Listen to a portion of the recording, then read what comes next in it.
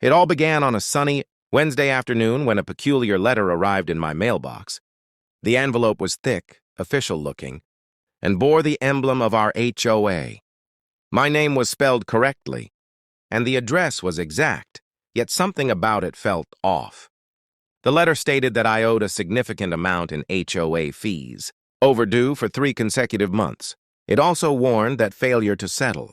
The amount would result in my home being auctioned at the next HOA meeting. Alarm bells rang in my head immediately. I had always been punctual with my HOA payments. In fact, I kept a meticulous record of every check, every online transaction. Confused and anxious, I called the HOA office. A cheery secretary answered, asking me to hold while she transferred my call. Moments later, a voice, sharp and patronizing, came through the line. It introduced itself as Karen, the HOA board president. Karen explained that my property was in serious jeopardy and that the auction was unavoidable unless payment was made immediately. Something didn't sit right. Her tone was aggressive, almost gloating, as if she enjoyed the idea of foreclosing on my home. Politely, I requested proof of the debt and records of the alleged missed payments. Karen hesitated, her voice faltering just slightly before insisting. I attend the HOA meeting the following week to resolve the matter in person. That's when I started to smell the first hints of foul play. The invitation she sent was generic, lacking the formalities required by our HOA bylaws. I knew something wasn't adding up. I began my own research, digging into our HOA records and bylaws, as well as past meeting minutes. My suspicions grew when I discovered that the board had never scheduled an official meeting for that date. Worse, some neighbors reported receiving similar letters, others not at all. I realized that this wasn't just a mistake. It was an attempt to intimidate, manipulate, and perhaps even force me into paying something I didn't owe. Determined not to be bullied, I reached out to a real estate attorney. The advice was clear: do not pay anything, gather all correspondence, and record every interaction. I began documenting everything meticulously: emails, letters, phone calls, even conversations overheard at the HOA office. My attorney assured me that any attempt to auction my property without proper procedure would be illegal. Meanwhile, Karen's behavior escalated. She started sending increasingly threatening emails, demanding immediate payment, warning of public auctions, and subtly implying that my neighbors would support her actions. Little did she know I was ready to fight back. By the end of that week, I had formulated a plan. If Karen tried to proceed, I would have evidence to expose her scheme. My neighbors, some of whom had experienced similar harassment, began to share their stories. And we slowly realized that Karen's reach was not just invasive, it was fraudulent. And fraud, I reminded myself, leaves a trail. The day of the so-called HOA meeting arrived, and I could feel the tension crackling in the air. Karen had sent out notices to a select few, aiming to make the gathering appear legitimate. I arrived early, dressed professionally, armed with a stack of documents proving my payments and ready for anything. The community hall was oddly empty, save for a handful of people who looked confused and uncomfortable. Most of the regular HOA members hadn't received any notice at all. Karen strode in like a queen entering her court. She had clearly rehearsed her speech, her tone dripping with authority, but her eyes betrayed a hint of desperation. She began reading aloud from a script, stating that my property would be auctioned immediately due to non-payment of fees. I calmly raised my hand and asked to see the proof. Her face turned red as she fumbled through papers, none of which were official HOA records. She tried to insist that verbal agreements and past due notices were sufficient, but the room grew restless. Some attendees, sensing the tension, started questioning her authority. They pointed out inconsistencies, such as the absence of proper meeting minutes and the lack of quorum, both requirements under our HOA bylaws. I presented my documented evidence of payments, showing dates, receipts, and bank confirmations. Each piece of proof chipped away at Karen's confident facade. She stammered, attempting to regain control, but every challenge was met with polite, factual rebuttals. The situation that she had thought would be humiliating, for me, was quickly unraveling. The moment of truth came when a few brave neighbors stood up and shared their experiences. They described receiving notices with odd wording, fees that didn't exist, and threats that were inconsistent with official HOA procedures. Murmurs spread through the room. Karen's authority was slipping. She tried to regain dominance by threatening to call the police, claiming I was disrupting the meeting. But the officer who arrived, having been called by a concerned attendee, quickly confirmed that the meeting was not sanctioned by the HOA. Karen's charade was exposed in front of everyone. It was a moment of both relief and vindication. The room's atmosphere shifted from tension to incredulity. People who had previously been intimidated by Karen began to speak freely, confirming that her actions were not only unauthorized, but also malicious. I felt a surge of triumph, knowing that my preparation and patience had paid off. Karen, on the other hand, was flustered and visibly rattled.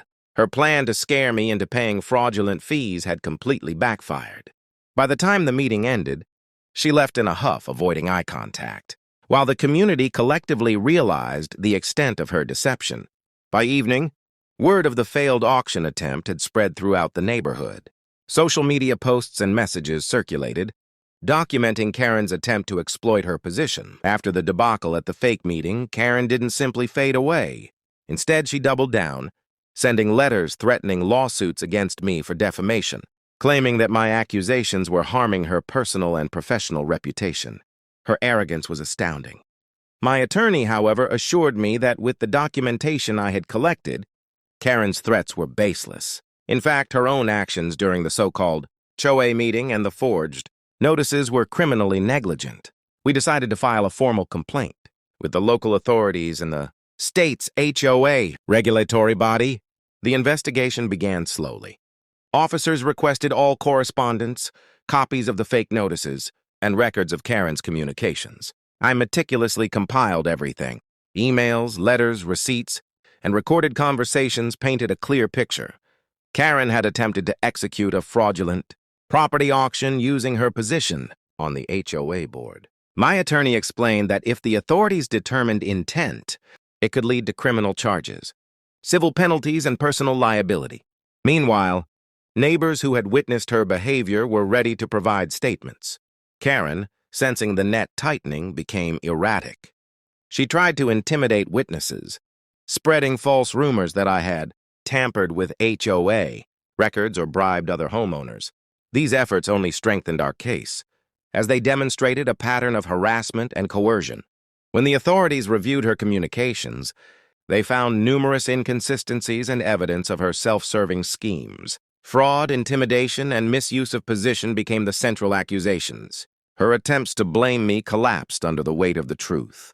The legal proceedings moved to civil court. Karen's financial records were subpoenaed, revealing mounting personal debts, unpaid fines, and loans taken to cover HOA expenses she mismanaged. Her bankruptcy filings followed soon after. The court noted that her fraudulent behavior had created a financial quagmire, both personally and within the HOA.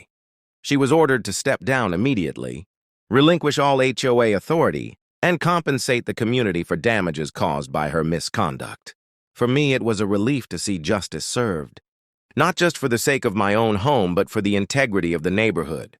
Throughout this ordeal, I maintained my composure. Patience and careful documentation proved more powerful than fear or aggression. Karen's attempts to intimidate, bully, and defraud me had failed spectacularly. It was a stark reminder that power can be misused. But truth and diligence ultimately prevail. By the time the court proceedings concluded, Karen's bankruptcy was official, her fraudulent activities exposed, and her authority destroyed. My house remained mine, safe from auction or any illegitimate claim. The HOA community emerged stronger from the ordeal. Homeowners learned the importance of vigilance, keeping accurate records, and understanding their rights. With Karen removed and her fraudulent attempts behind us, the HOA faced a new challenge: rebuilding trust. Many homeowners were shaken, unsure whom to trust in positions of authority. Meetings that had once been routine suddenly felt like battlegrounds for transparency. Recognizing this, a committee was formed to revise the HOA governance structure, ensuring that every action was documented, all meetings properly noticed, and financial records fully transparent. I volunteered to help, driven by the desire to prevent anyone like Karen from exploiting the system again. The process was meticulous. New bylaws were drafted, emphasizing checks and balances, voting procedures, and mandatory third-party audits.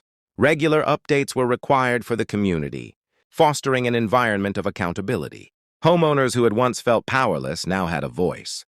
Workshops were held to educate residents about their rights, proper fee management, and how to identify potential fraud. The goal was not just to recover from Karen's chaos, but to build a stronger, more informed community that could withstand future threats. Meanwhile, Karen attempted to maintain a low profile, but the damage to her reputation was irreversible. Bankruptcy filings, court records, and local news coverage made it clear that her actions had consequences. Even friends and neighbors who had once supported her distanced themselves. While some sympathy remained for her personal struggles, it was overshadowed by the scale of her misconduct. For many, it served as a lesson in accountability. Authority is a privilege, not a weapon. Personally, I felt a renewed sense of security in my home. The threat of losing my property to fraudulent claims was gone, replaced by a confidence in community oversight. Neighbors who had once been passive participants became active contributors, attending meetings, asking questions, and ensuring that the HOA acted fairly. A culture of vigilance and collaboration replaced fear and suspicion. Karen's downfall, while dramatic, became a catalyst for positive change, strengthening the bonds within our neighborhood. Reflecting on the experience, I realized how easily a system can be manipulated by someone who abuses authority. But I also learned the power of preparation, evidence, and collective action.